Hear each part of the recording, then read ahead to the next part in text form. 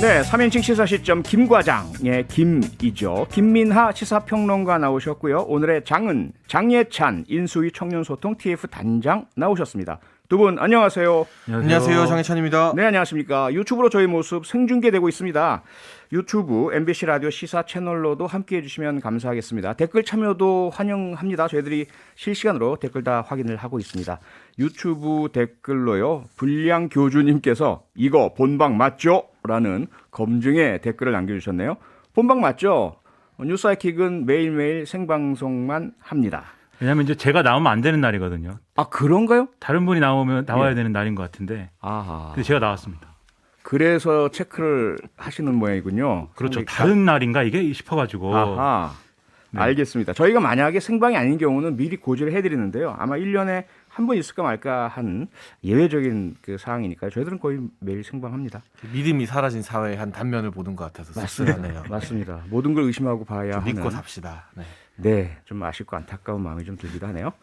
이제 두 분이 오늘의 이슈와 오늘의 인물 정리해 주실 텐데요. 먼저 김민하 평론가가 오늘의 이슈 준비하셨죠? 네, 까도남이란 말이 옛날에 있었습니다. 네. 까도 계속 나오는 끝나지 않는 의혹. 아하. 정호영 후보자 의혹 어디로 가는가? 정호영 후보자 의혹, 까도남이라는 과거에 유행했던 용어를 다시 꺼집어내시기까지 하셨는데 오늘 직접 정호영 보건복지부 장관 후보자가 그동안 제기됐던 의혹에 대해서 다시 한번 입장을 밝혔죠. 그렇습니다. 이 오전에 출근을 하던 중이었습니다. 예. 근데 이제 기자들이 여러 가지를 물어보기 위해서 대기를 하고 있었던 거죠. 네. 근데 미리 준비한 입장문을 낭독을 했습니다. 그래서 아하. 현재까지 단 하나의 의혹도 불법이거나 부당한 행위가 나타나지 않았다. 모두 사실이 아닌 것으로 확인이 되고 있고 단 한 건도 불법이거나 도덕적으로 부당한 행위를 한 적이 없다라고 강조를 했고 예. 교육부 감사 빨리 해달라. 그리고 필요하다면 저도 직접 조사를 받고 협조하겠다라고 했고요. 네. 아들 병역 문제에 대해서도 국회가 빨리 의료기관을 지정을 해달라. 여기서 신속하게 재검사를 받도록 하겠다라고 강조를 했습니다. 네, 계속해서 불법이나 부당행위 없었다라고 입장을 밝히곤 있지만 오히려 그럴수록 논란은 더 커져만 가고 있는 상황 같은데요. 현재 상황 좀 정리해 주시죠. 그러니까 정호영 후보자가 이제 이 일요일 날 주말에 이제 해명 기자회견을 한 내용들이 있지 않습니까? 예. 그것에 대해서 갑론을박이 이어지면서 일부 언론에서는 그 해명과 배치되는 어떤 사실 이런 것들을 보도를 하고 있어가지고 네. 이게 또 해명과 반박 쭉 이어지고 있는 그런 상황인데 그런 상황들을 말씀을 드리면 사실 1시간 내내도 얘기할 수 있지만 네. 그럴 수는 없는 거 아니겠습니까? 예, 그렇죠. 그래서 몇 가지만 짧게 말씀을 드리겠습니다. 네. 일단 이 정호영 후보자 딸이 이 구술평가 면접에서 이제 3개 고사실을 돌았는데 한 군데서 만점을 받았고 그 교사실 교수들이 후보자하고 의대 동문이거나 논문 공저자이더라라는 얘기가 나오지 않았습니까? 네, 그랬죠. 근데 거기에 대한 정호영 후보자의 반론은 그게 이제 일종의 블라인드 시험이었다. 아하. 누가 이 시험에 응시를 했는지 그리고 심사위원들도 무작위 배정되기 때문에 그래서 그런 이제 청탁이나 이런 게 있을 수가 없다라고 얘기한 바 있었는데 네. 그런데 또 이 보도와 내용을 보면은 그 당시에 이 치러진 이제 면접 시험을 보면은 수험 번호하고 이름은 공개가 된 상태였다. 아하. 그 상태로 치러졌다. 네. 그래서 이게 블라인드 시험은 아니지 않았느냐라는 이 보도가 나온 겁니다. 예. 여기에 대해서 경북대가 해명을 했는데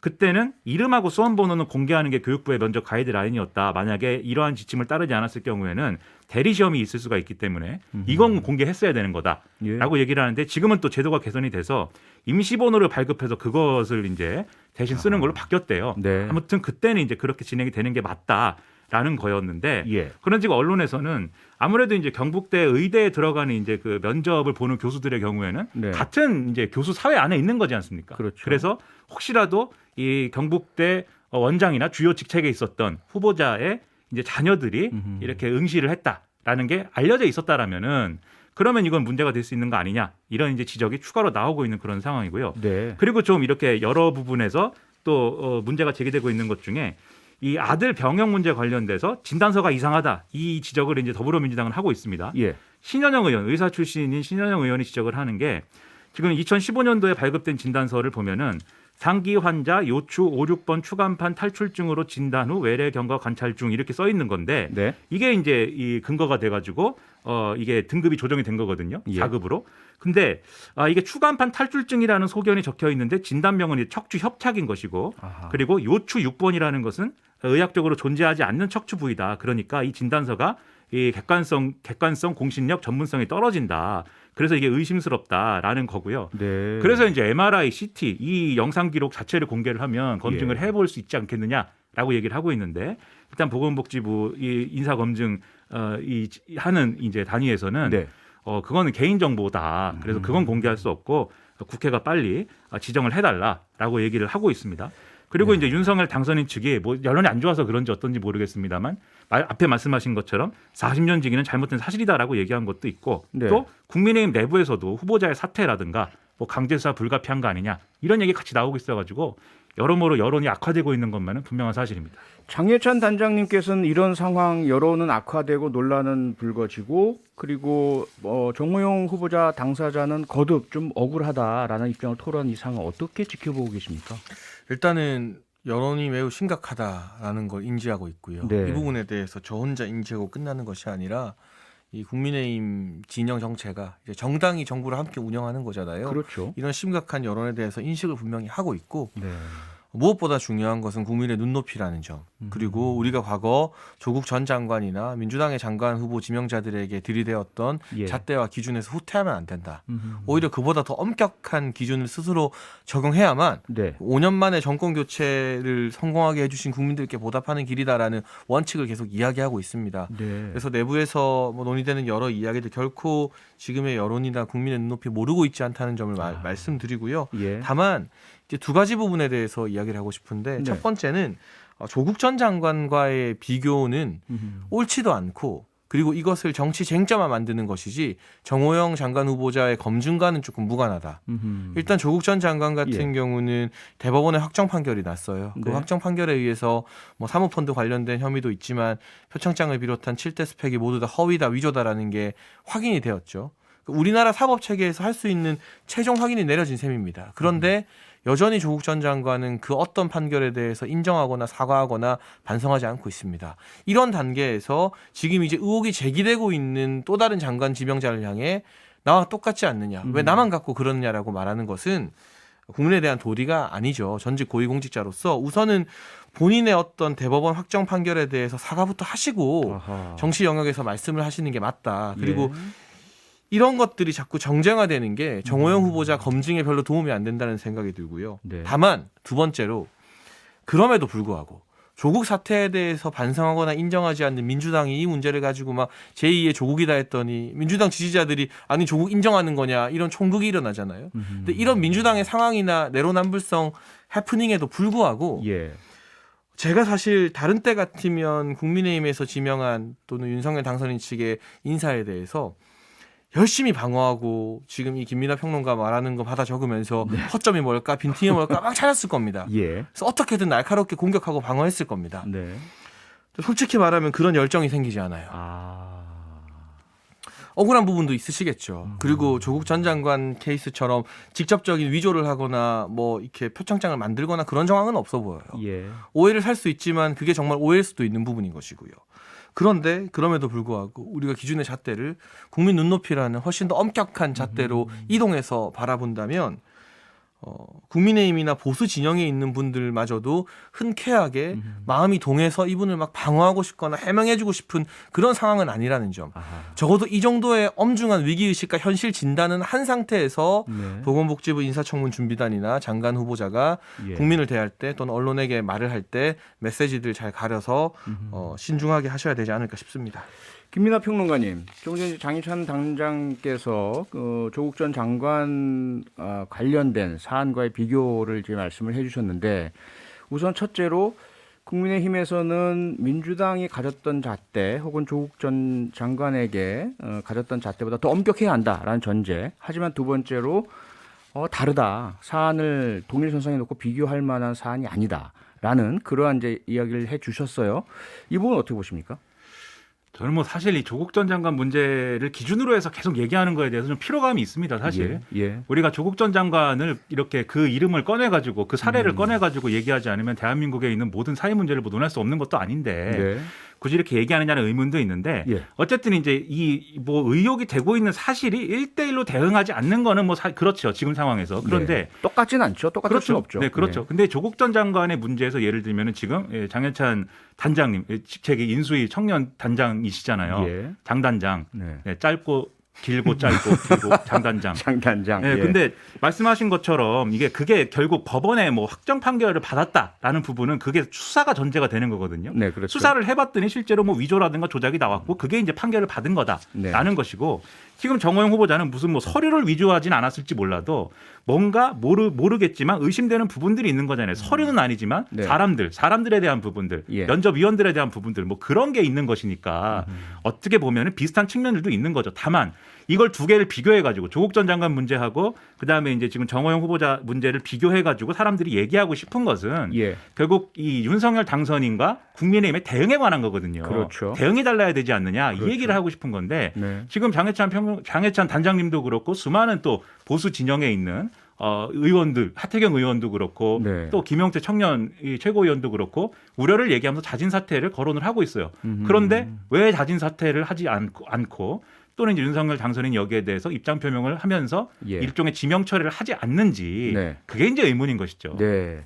장해찬 단장님, 지금 유튜브로요, HVID 쓰시는 분께서 검찰 수사 들어갑시다 이렇게 댓글 남겨주셨는데 앞서 조국 전 장관과 다르다. 대법원 확정 판결이 났고 조작, 문서 위조 등이 확인됐다는 말씀 주셨잖아요.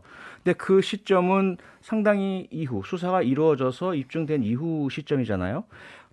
조국 전 장관도 법무부 장관 후보자 시절에는 의혹만 있는 상태였고요. 그래서 그 의혹에 대해서 바로 압수수색이 들어가고 이례적으로 청문회 하는 날 영장도 청구가 되고 이러한 사안들을 본다면 지금 정호영 후보자에게 제기되는 것도 예를 들어 뭐 논문 저자 등록 문제라든지 또 학부에서 19학점 수행하는 와중에 또 상당히 많은 시간들을 연구소에서 일했다든지 여러 가지 것들을 만약에 수사를 들어간다면 어떻게 될까라는 이 부분은 어떻게 보세요? 일단 검찰 수사 왜 들어가지 않느냐라는 예. 질문에는 예. 검찰이 수사하고 싶어도요 6대 중범죄 외에는 직접 수사 못하도록 다름 아닌 조국 전 장관이 민정수석 시절에 검경 수사권 조정의 실무 책임자로 역할을 다 했죠. 경찰이 하면 되지 않습니까? 그래서 이게 예. 어쨌든 검찰이 나설 주제는 아니다. 그러니까 일각에서 많은 분들이 예. 검찰이 그때와 다르다.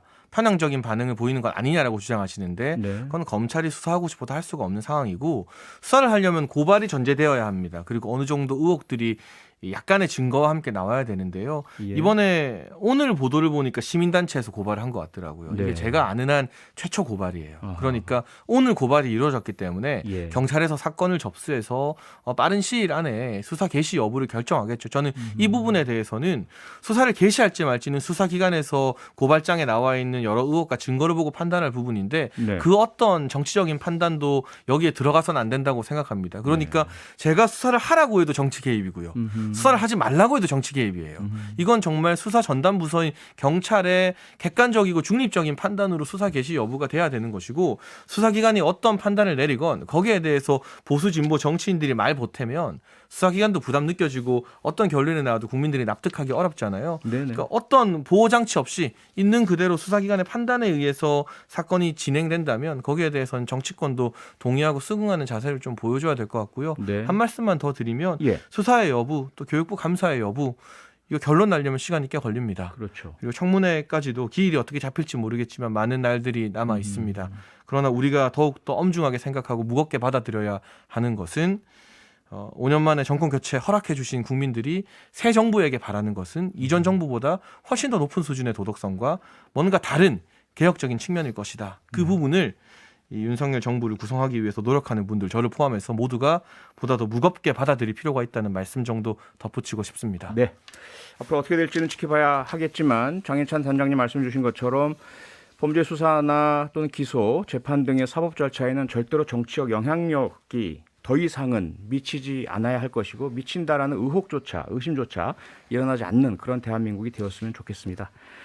예, 그러면 다음 안건으로 넘어가죠. 장해찬 단장 오늘의 인물 뽑아오셨죠? 누굽니까? 네, 저는 문재인 대통령 오늘의 인물로 뽑았는데요. 네. 보통 이 임기 말에 대통령이 주요 정치 현안의 최중심에 서는 일은 거의 없습니다. 드물죠. 예. 보통은 이제 5년 동안 수행해왔던 국정과제를 마무리하면서 아름다운 이별을 준비하고 조용한 이별을 준비하는 게 그동안 우리가 흔히 보아왔던 관례인데 네.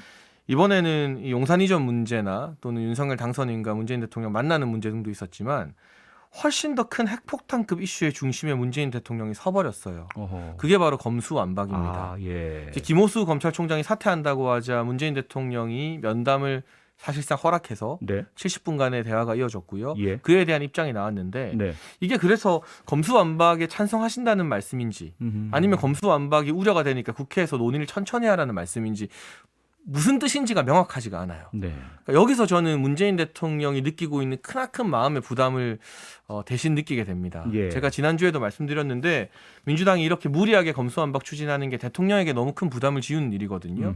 문재인 대통령도 법조인 출신입니다. 그렇죠. 법조인 관점에서 봤을 때 지금의 검수완박 법안이 얼마나 엉성하고 형편없는지 국민들에게 많은 피해를 끼치는지 누구보다 잘 아실 겁니다. 예. 그래서 법조인의 양심을 따르자면 반대하는 의사를 밝히셔야 되고 이게 설령 올라오더라도 거부권 행사하는 게 마땅하다는 걸 잘 알고 계실 거예요. 그러나 동시에 정치인이시잖아요. 지금 민주당 주류가 완전히 강성파로 바뀐 이 상황에서 대통령이 과거 이 언론중재법에 대해서 속도 조절 주문했던 것처럼 또다시 그런 메시지를 냈을 때 민주당의 친 이재명 또는 친 검수완박 강성파들은 대통령마저도 비난하고도 남을 정치인들이다라는 생각이 들더라고요. 요즘 하고 있는 걸 보니까. 네. 그래서 이렇게 김호수 총장 만나서 이도 저도 아닌 일단 시간을 끄는 그런 메시지를 낸 게 아닌가. 본의 아니게 이 강경파 때문에 정치의 중심으로 억지로 끌려나온 문재인 대통령을 보니까 저 개인적으로는 좀 안쓰러운 마음도 드는 게 사실입니다. 자, 지난주에도 장해찬 단장은 검수완박을 문재인 대통령에게 부담을 씌우는 이러한 민주당 행보다라고 말씀 주셨고 오늘도 인물로 문재인 대통령을 뽑아오시긴 했지만 사실상 말씀의 내용의 대부분은 그렇게 문재인 대통령의 임기 말까지 그 어려운 상황에 처하도록 만든 민주당에 대한 이야기가 주를 이루는 것 같습니다. 그러면 일단 김호수 총장의 사의 표명, 사표 제출로부터 문재인 대통령의 70분 면담까지 그 일련의 절차는 어떻게 보세요? 이게 문재인 대통령으로서 어쩔 수 없는 혹은 해야 할 당연한 혹은 뭐 어떻게 평가를 하십니까? 그 그러니까 절차는? 대통령은 명분적으로도 그렇고 실리적으로도 그렇고 김호수 총장의 사표를 반려할 필요가 있었죠. 마지막에 이 검찰개혁에 반대한다는 이유로 총장이 옷을 벗게 되면 예. 명분도 잃게 되는 것이고 실리적으로도 바로 다음 정부에서 새 검찰총장 임명할 수 있잖아요. 그러니까 그렇죠. 김호수 총장은 굉장히 지금의 민주당 정부에 호의적이었던 인물이기 때문에 이분이 남은 임기를 다 하는 게 정치적으로 실리적으로도 더 나았다는 판단을 내렸을 겁니다. 다만 이 김호수 총장이 민주당 누구도 예상하지 못한 강도로 강하게 반발하고 있어요. 그것은 상식적인 법조계에서 아무리 친민주당 성향이라 해도 이 검수완박을 통과되는 걸 그냥 본다면 역사에 기록될 정도의 부담을 지게 되기 때문에 김호수 총장이 이렇게 나선 건데요. 네. 문재인 대통령께서 면담하고 나온 메시지가 검찰이 잘못한 것도 있다고 꾸짖었어요. 예. 그러나 동시에 검찰의 수사를 국민이 많이 신뢰하는 측면도 있다고 말씀하셨거든요. 옳은 말씀이지만 지금처럼 대한민국의 사법체계 근간이 흔들릴 수 있는 이 시점에는 조금 더 명료한 언어로 정치적 책임을 지시더라도 나의 생각은 이렇다 말씀하시는 게 맞지 않았나. 설령 제 생각과 다르게 문재인 대통령께서 검수완박에 찬성하신다 하시더라도 그러면 그 의견을 말씀해 주셔서 국민과 역사의 심판을 온전히 지는 게 한 국가의 지도자이신 분의 태도가 아닌가. 지금처럼 대통령의 뜻이 무엇인지 모르는 상황을 만드는 건 예. 옳은 방향은 아닌 거죠. 김민하 평론가께서는 이 부분 어떻게 보세요? 문재인 대통령이 한쪽 편에 완전히 서서 확실하게 의사 표명하시는 것이 옳았다고 보십니까? 아니면 지금의 이러한 어떻게 보면 검찰에도 숙제를 던지고 국회에도 숙제를 던지는 이게 더 낫다고 보십니까? 저는 뭐 둘 다 이제 할 수 있는 범준에 들어간다고 보는데요. 예. 그런데 시간이 얼마 없는 것 같아요 지금. 그래가지고 네. 아, 우리가 시간이 없군요. 네. 광고를 다녀야 시간. 둘 다 시간이 없습니다. 대통령도 없고 저도 없어요. 그러시네요. 광고 다녀와서 김민하 평론가 이야기 듣겠습니다. 네, 3인칭 시사 시점 김과장, 김해, 김민하 그리고 장예찬 두 분과 함께 이야기 나누고 있고요. 문재인 대통령을 오늘의 인물로 뽑아오신 장예찬 단장, 특히 검수완박 와중에 상당히 어려운 입장에 처해 있다라는 말씀까지 해주셨고요. 그러면서 마지막 그 김호수 검찰총장과의 면담 이후에 나온 메시지 모호하다라는, 그래서 제가 김민하 평론가께 여쭤봤습니다. 과연 문재인 대통령이 그 상황에서 명확하게 한쪽의 입장을 확실하게 들어주는 명확한 메시지 내는 게 더 옳은가, 아니면 지금처럼 검찰 국회 모두에게 생각거리를 던지는 이런 메시지가 더 나은가, 어떻게 보십니까?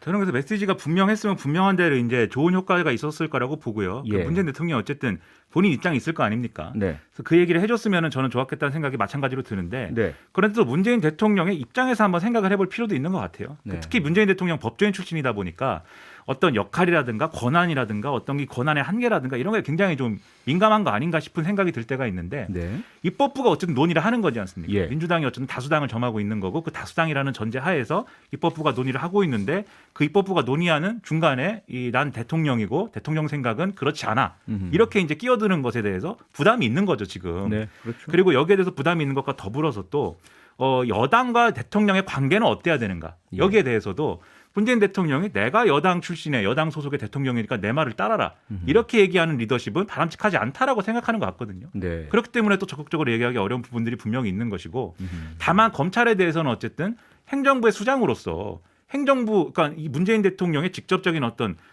이런 이 영향을 받는, 그리고 문재인 대통령이 직접적으로 이제 인사를 하고 그런 범위 안에 있는 단위지 않습니까, 검찰은. 예.